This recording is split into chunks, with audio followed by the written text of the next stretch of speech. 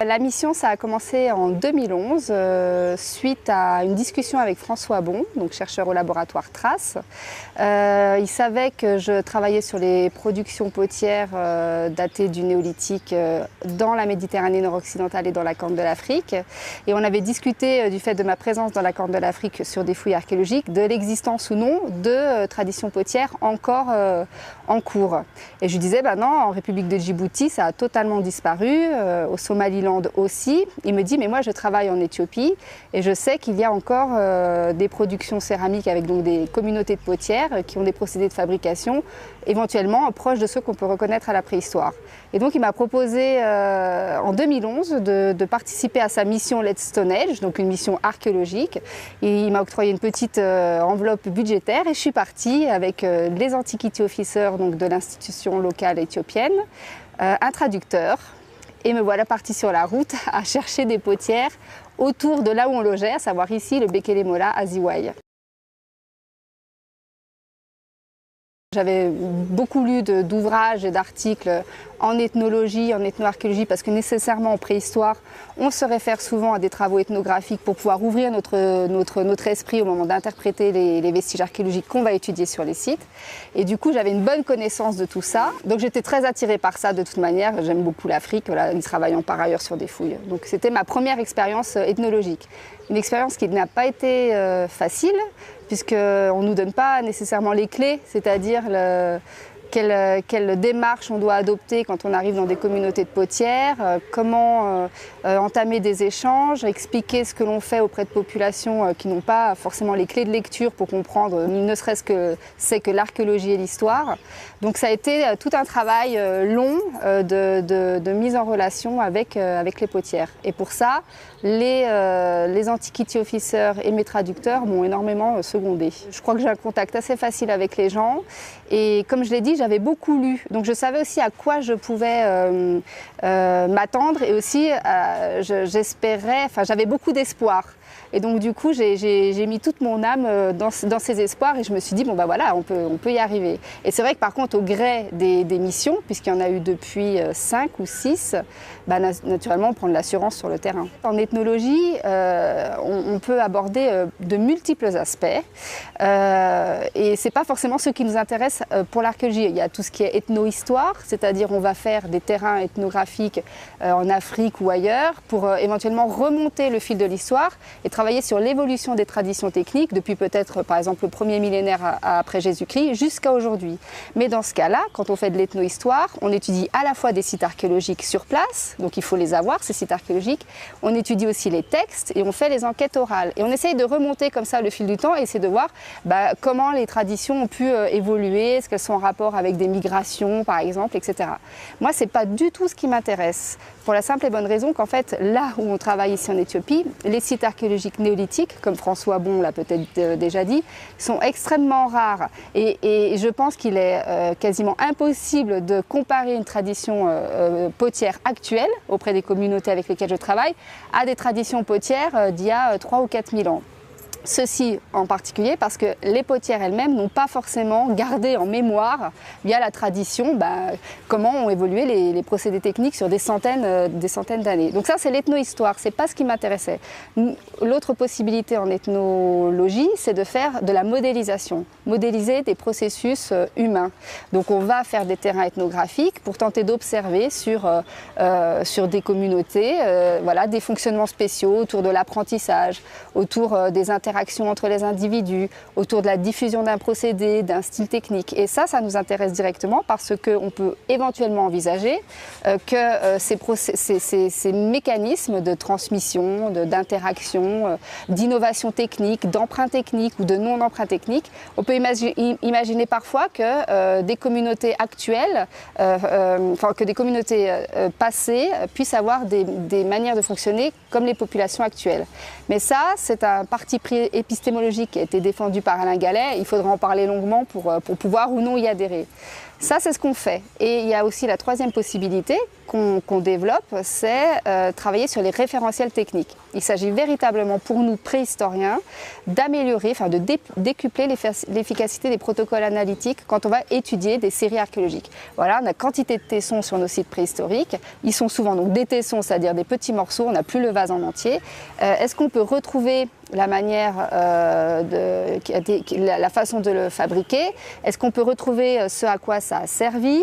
Tout ça, on peut effectivement, quand on va ouvrir notre champ des possibles, ouvrir notre esprit auprès de différentes communautés actuelles.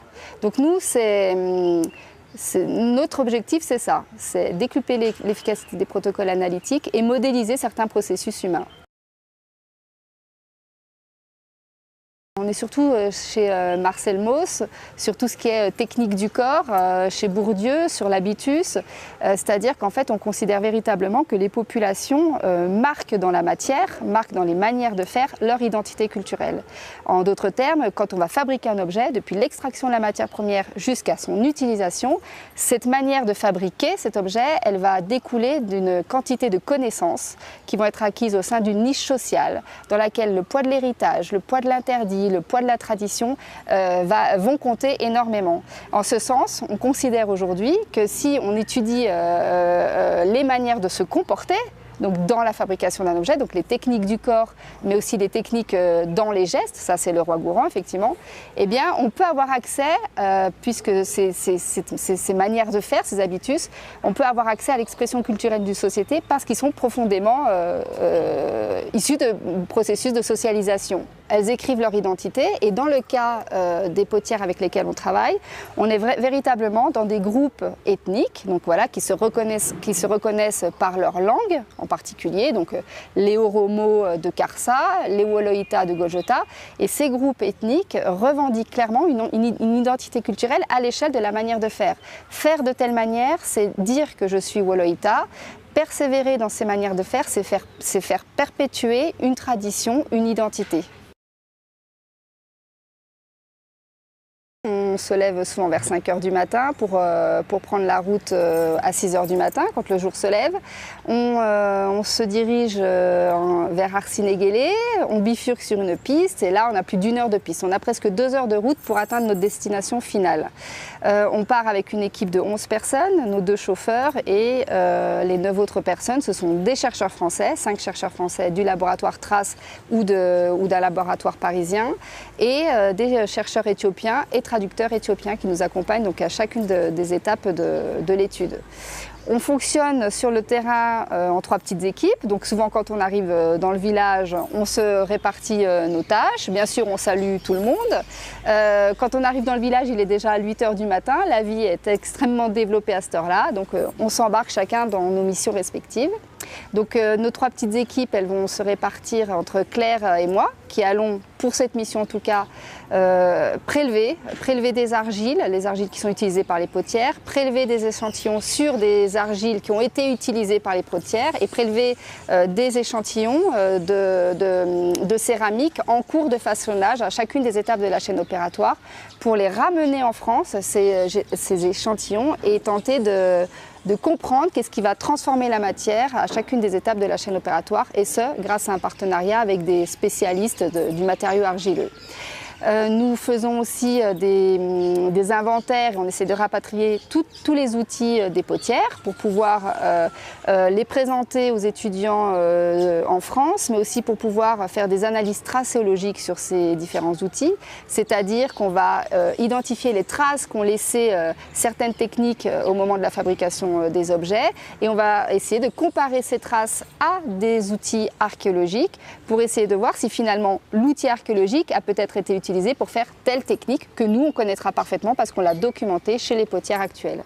Vincent et Joséphine, eux, ont fait tous les deux des thèses sur le geste technique, l'étude vraiment d'un point de vue technologique des productions céramiques et non pas seulement typologique, la forme et le décor, non, il y a aussi tous les procédés de fabrication.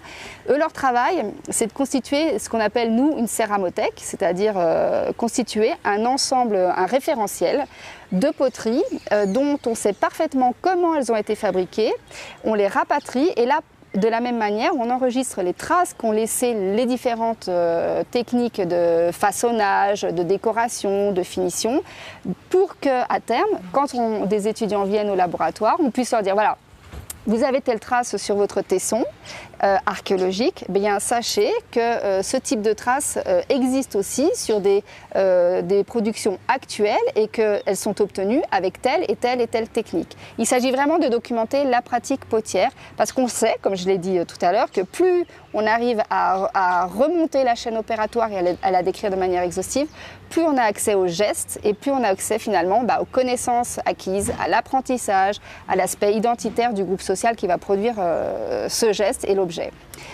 L'autre équipe, c'est Anne-Lise. Anne-Lise, elle est en thèse actuellement autour justement des questions d'habilité motrice, de niveau de technicité des potières. Donc son travail, il consiste en une série de questionnaires.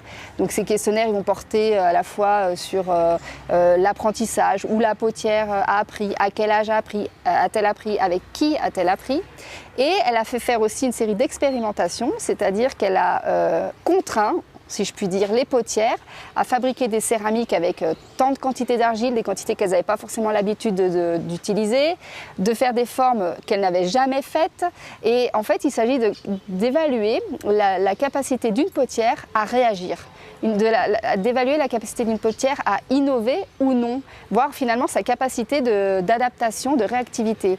Parce que on travaille, comme je l'ai dit tout à l'heure, sur tout ce qui est modélisation de processus humains et notamment sur la question des emprunts ou du non-emprunt. Qu'est-ce qui va faire qu'à un moment donné, des potières vont décider ou non de changer leur tradition technique? Est-ce que c'est parce qu'elles auront plus d'affinité avec telle ou telle personne ou est-ce que c'est parce qu'en fait ce sont des expertes, elles observent une nouveauté dans un autre groupe ethnique et elles s'en sentent capables?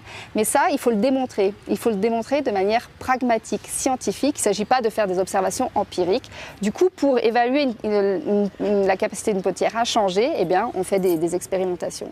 Donc on fait ça toute la journée. On fait une petite pause entre midi et 2 où on se détend parce que ce sont des journées longues, on parle en anglais, nos traducteurs font le lien entre nous et les potières. On a souvent des problèmes parfois à désamorcer parce que naturellement on peut déséquilibrer un peu du fait de notre présence l'ambiance générale au sein du groupe et on rentre pas très tard, vers 16-17 heures on part pour éviter de rouler pendant la nuit car c'est interdit de rouler sur les routes éthiopiennes particulièrement dangereuses. Elle a l'air heureuse, cette Éthiopie, parce qu'elle est verte, elle est luxuriante. Donc par rapport à ce qu'on voit là où on est quand même dans de la savane arbustive, il fait chaud, il peut y avoir du vent, la poussière se soulève, les populations vivent plus avec des bêtes qu'avec de l'agriculture. Et plus on monte en altitude, parce que nous on passe quand même de 1600 mètres à peu près ici à 2700 mètres tous les jours, plus on monte en altitude, plus la végétation devient riche, verte, il y a des arbres, il y a des eucalyptus et les groupes avec lesquels on travaille vivent essentiellement de l'agriculture et un tout petit peu d'élevage. On a le sentiment quand on est avec eux, pour une partie du moins de la population, qu'ils peuvent vivre en autonomie. Certains sont propriétaires terriens, mais ce n'est pas le cas de tout le monde. Et nous, les deux groupes avec lesquels nous travaillons, finalement représentent deux aspects de la société éthiopienne très, très différents. Les Oromo, puisque ici on est dans la région Oromo, l'Éthiopie est subdivisée en une quantité de régions. Donc la région Oromo, les populations qui vivent ici, pour certaines, ont pu bénéficier de terres via des donations du gouvernement. Et dans ce cas-là, on voit bien qu'elles ont des niveaux de vie légèrement plus confortables que d'autres groupes avec lesquels on travaille, les Woloita, qui eux sont issus de migration depuis le sud, contraints souvent de quitter leur région initiale pour des causes de famine, de manque d'eau, des états sanitaires et économiques qui se dégradaient. Ils sont arrivés par exemple à Golgota il y a à peu près une quarantaine d'années et là c'est des populations qui sont obligées de louer leur maison, qui sont obligées d'acheter l'argile et finalement ils ont développé des artisanats pour pouvoir survivre, mais c'est là leur seule source de revenus. Alors que les Oromo, ils peuvent manger ce qui va émaner de leur propre agriculture. Donc c'est l'Éthiopie heureuse parce que y a ce côté, c'est beau, c'est simplement beau, c'est beau en tant que chercheur quand on arrive, c'est magnifique, mais c'est quand même une Éthiopie dure aussi. C'est des populations qui sont souvent dans des états sanitaires absolument catastrophiques. déjà, je suis très admirative du travail qu'elles exercent parce que je trouve ça formidable d'avoir face à nous des personnes qui sont capables de réaliser de telles performances techniques. Ce sont des femmes qui sont courageuses parce qu'elles tiennent bien souvent toute une famille autour de cet artisanat. Ce sont des femmes qui sont généreuses aussi, parce que, comme j'aime à le dire, quand on discute souvent avec... chaque année, on change d'Antiquity Officer, donc on essaye de leur expliquer, parce qu'eux, ils se considèrent souvent comme des urbains, dans ce sens qu'ils vivent à Addis Abeba. Là, on est dans le monde rural. Je leur dis souvent, quand vous arrivez auprès des potières, présentez-vous. Dites-vous, imaginez simplement que vous n'aimeriez peut-être pas qu'il y ait quelqu'un qui déboule dans votre maison, qui arrive dans votre cuisine et qui vous demande « Est-ce que tu peux montrer ton assiette ? Cette assiette, t'as appris comment à la faire ? C'est ta grand-mère qui t'a appris à la faire. Tiens, il y a une assiette cassée, si je te la prenais, attends, je vais la prendre en photo, je mets une échelle. » On est là, au début, naturellement, on a tout un travail de mise en confiance. Et puis petit à petit, finalement, c'est vrai qu'elle nous laisse rentrer dans la maison, on finit par boire le café, à manger le pain tous ensemble, etc.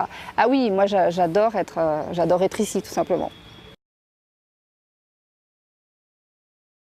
En discutant avec les potières, on a pu rapidement se rendre compte qu'il y a deux types de personnalités. Il y en a certaines qui sont extrêmement fières de leur travail. On le sent, elles le revendiquent, elles se disent les meilleures, ce sont les expertes, c'est leur mère la première qui a amené telle tradition technique, elles font ça à tour de bras, elles sont contentes de l'enseigner à leurs enfants. Et il y a toute une autre partie, et c'est quand même la majorité, comme j'ai dit, elles sont dans des situations catastrophiques, elles n'ont pas d'autre choix comme source de revenus, elles doivent travailler sur la poterie. Et bien ces potières, elles galèrent, enfin, c'est dur, elles voudraient faire autre chose, elles nous le disent, c'est un travail qui est physiquement éprouvant. Parfois elles nous disent si je m'arrête, je tombe. Parce que c'est vrai, elles ont le dos cassé, elles portent de l'argile, elles portent les plats quand ils sont cuits. Ces potières, elles disent aussi souvent qu'elles aimeraient que leur fille fasse autre chose parfois. Donc quand elles le peuvent, elles essayent de leur donner accès à l'éducation.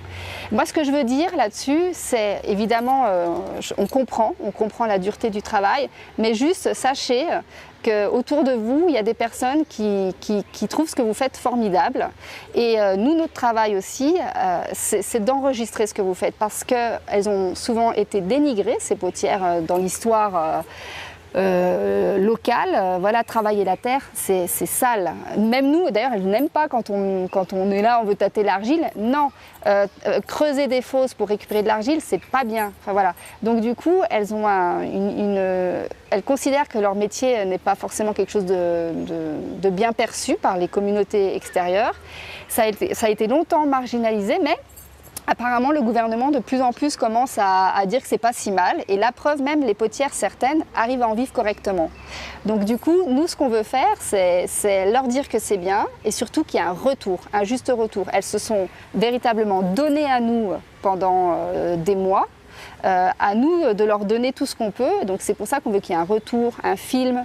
On serait vraiment heureux de leur présenter un film de leur travail, de faire un livre qui serait traduit en amharique et en oromo pour qu'elles puissent y avoir accès. Chaque mission, on rapatrie des céramiques ethnographiques qu'on dépose au musée national d'Addis Abeba pour leur dire, vous savez, même si elles-mêmes le concept de musée est très abstrait, on leur dit, vous savez, il y a des gens qui vont venir à Addis Abeba et qui vont pouvoir admirer ce que vous êtes capable de faire.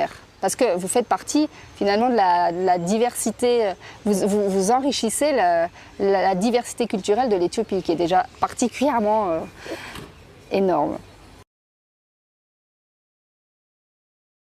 Bah, le donnant-donnant, c'est-à-dire que pour moi c'est un leurre, mais c'est peut-être là un problème d'expérience, mais pour moi c'est à l'heure de croire que les actes sont tous totalement gratuits. Comme je l'ai dit, on arrive dans des populations qui sont dans la difficulté. Évidemment, on va développer des affinités. Évidemment, on va développer même des formes d'amitié, un véritable plaisir à se retrouver, un véritable plaisir à partager. Mais il n'empêche que c'est du travail et toujours du travail. C'est du travail pour elles de prendre du temps avec nous, temps qui va leur manquer peut-être pour faire les céramiques qu'elles doivent vendre toutes les semaines, inexorablement jusqu'à ce que mort s'en suive, pour pouvoir faire vivre toute la famille, c'est du travail. Donc nous, c'est pour cette raison qu'en fait, elles nous donnent beaucoup. Et bien quand on vient, on essaye de leur donner tout autant, à la fois en leur expliquant tout ce qu'on fait, pour que ça ne soit pas quelque chose d'abstrait, que ça soit même du concret, et aussi en participant financièrement à chacune des interviews, on paye les potières. Et là, on est très heureux parce que on a fini de travailler avec une communauté, donc les Woloita de Goljota, et on s'était promis de faire quelque chose en plus des payes. On a donc réussi à organiser, avec l'aide de nos collègues éthiopiens, une distribution de café, de sucre, de savon, de cahiers d'écriture, de stylos. Voilà, on fait des petites choses, mais il ne s'agit pas non plus d'arriver avec des gros sacs de riz et de tout bouleverser. Ça ne serait pas forcément une bonne idée non plus. C'est une expérience, m'a-t-elle transformée? Est-ce qu'elle m'a transformée? Confortée? Elle m'a plutôt confortée, ouais, c'est ça. Elle m'a confortée parce que déjà je travaillais depuis plusieurs années en République de Djibouti. Donc en fait, le rapport à l'Afrique, pour moi, c'est un rapport qui est simple. Voilà, c'est évident, il fallait que je vienne. J'aime la chaleur, j'aime le contact humain, j'aime tout ce qu'on peut vivre quand on est hors de chez soi. Voilà. Et finalement, travailler avec les potières, c'est un niveau au-dessus, c'est-à-dire que voilà, il ne s'agit pas... je trouve ça tellement triste quand les gens vont faire de la recherche, enfin non, je trouve ça tellement triste quand ils vont faire du tourisme et qu'ils effleurent. Mais comme en France, quand on va faire du tourisme, parfois on effleure la chose. Là, on n'effleure pas. On n'effleure pas parce qu'on est dans du travail et que donc le rapport, il est pas dans le donner à voir. On n'est pas là pour nous montrer faire des safaris, faire des ci, faire des ça, ce qui est, ceci dit, certainement très très bien. Mais moi, je préfère être en rapport direct avec les gens, savoir vraiment comment ils vivent, quelle est la vie dans cette zone ici en Éthiopie. Enfin voilà, c'est formidable, quoi. Je suis vraiment archéologue au départ. Pour moi, l'ethnologie est un outil supplémentaire qui me sert véritablement à mieux construire mon discours interprétatif sur les vestiges archéologiques préhistoriques. Je ne me considère pas comme ethnologue. Après, peut-être que finalement je le suis, mais... Dans l'âme. Ouais, dans l'âme, mais moi je suis archéologue avant tout. C'est vrai que François a porté beaucoup de personnes ici. Enfin voilà, il y a Romain, le géologue, il y a Clément qui va achever sa thèse. Moi, c'est clairement grâce à François que je suis venue en Éthiopie, mais je dois dire que c'est grâce à d'autres que j'étais déjà venue dans la Corne de l'Afrique. Et ce qui est assez rigolo, c'est que là, mes collègues qui viennent maintenant dans le cadre de mon programme, c'est en les amadouant petit à petit. Claire Manin, au début, oh non, je ne veux pas venir, qu'est-ce que je vais faire en Éthiopie, quel est le retour justement à l'archéologie, à ce que je fais sur les sites. Finalement, elle est venue, elle a eu le coup de cœur, on s'est dit mais c'est pas possible, on n'est pas assez parce que c'est très riche à documenter, tout enregistrer les procédés de fabrication, les subtilités dans les mécanismes d'apprentissage. On s'est dit non mais c'est pas possible, il faut qu'il y ait d'autres personnes. On a proposé à Vincent et Joséphine qui ont tout de suite adhéré et on a aussi rencontré Anne-Lise qui vivait en Éthiopie. Et vraiment, comme ça, je lui dis, mais tiens, mais si tu venais avec nous, tu passes 3 jours. Et hop, elle a eu le coup de cœur et elle en vient à faire maintenant une thèse sur le sujet. C'est vrai que c'est quand même des beaux concours de circonstances, mais ce n'est pas le fruit du hasard. Notre rêve, c'est en fait de se déplacer dans toute l'Éthiopie et de faire exactement la même chose. On voudrait avoir une salle immense de céramique au musée national d'Addis Abeba et on voudrait avoir une salle immense de fragments de céramique dont on sait absolument comment ils ont été faits en France pour pouvoir aider les gens à étudier les productions préhistoriques. Tout le monde n'est pas fait pour faire du terrain. Alors quand on fait de l'archéologie, c'est quand même embêtant si on n'y arrive pas. Mais tout le monde n'est pas non plus fait pour faire des missions à l'étranger. C'est très lourd, une mission à l'étranger. C'est extrêmement lourd à préparer. C'est des semaines de travail en amont, autant concernant l'aspect scientifique, puisqu'on est là pour des périodes courtes. Ce sont des missions qui coûtent très cher. Il faut être efficace. On n'a pas le droit d'avoir des temps morts. Mais c'est aussi une grosse préparation au niveau sécurité, parce que voilà, on est dans des pays qui ne sont pas toujours faciles d'un point de vue sanitaire, pas toujours faciles d'un point de vue géopolitique non plus. Il y a tout ce qui est de l'ordre des autorisations, donc il y a un gros travail en amont, et ça, il faut avoir en soi beaucoup de patience, parce que c'est pas comme quand on travaille en France, où on va avoir tout de suite la personne au téléphone qui va nous dire bah oui, vous avez l'autorisation, je vous l'envoie par mail. Non, il faut revenir, mais ça fonctionne plutôt bien en Éthiopie, parce qu'ils ont quand même un bon service d'histoire et d'archéologie. Et puis, donc il faut de la patience, de la motivation, de l'énergie. Donc effectivement, tout le monde n'a pas forcément envie de faire ça. En amharique, je peux dire je veux une bière. Et bakish, bira et felegalo. Parce que j'adore boire ma bière le soir après la mission. Donc ça, c'est l'ethno-histoire, c'est pas ce qui m'intéressait. L'autre possibilité en ethnologie, c'est de faire de la modélisation, modéliser des processus humains. Donc on va faire des terrains ethnographiques pour tenter d'observer sur des communautés, voilà, des fonctionnements spéciaux autour de l'apprentissage, autour des interactions entre les individus, autour de la diffusion d'un procédé, d'un style technique. Et ça nous intéresse directement parce qu'on peut éventuellement envisager que ces mécanismes de transmission, d'interaction, d'innovation technique, d'emprunt technique ou de non-emprunt technique, on peut imaginer parfois que des communautés actuelles, que des communautés passées puissent avoir des manières de fonctionner comme les populations actuelles. Mais ça, c'est un parti pris épistémologique qui a été défendu par Alain Gallet. Il faudra en parler longuement pour pouvoir ou non y adhérer. Ça, c'est ce qu'on fait. Et il y a aussi la troisième possibilité qu'on développe, c'est travailler sur les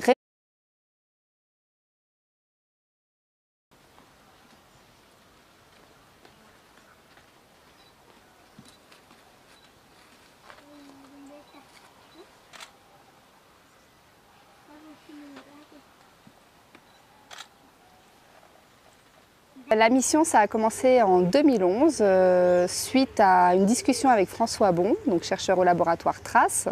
Il savait que je travaillais sur les productions potières datées du néolithique dans la Méditerranée nord-occidentale et dans la Corne de l'Afrique. Et on avait discuté du fait de ma présence dans la Corne de l'Afrique sur des fouilles archéologiques, de l'existence ou non de traditions potières encore en cours. Et je lui disais, non, en République de Djibouti, ça a totalement disparu, au Somaliland aussi. Il me dit, mais moi je travaille en Éthiopie et je sais qu'il y a encore des productions céramiques avec donc des communautés de potières qui ont des procédés de fabrication éventuellement proches de ceux qu'on peut reconnaître à la préhistoire. Et donc il m'a proposé en 2011 de participer à sa mission Let's Stone Age, donc une mission archéologique.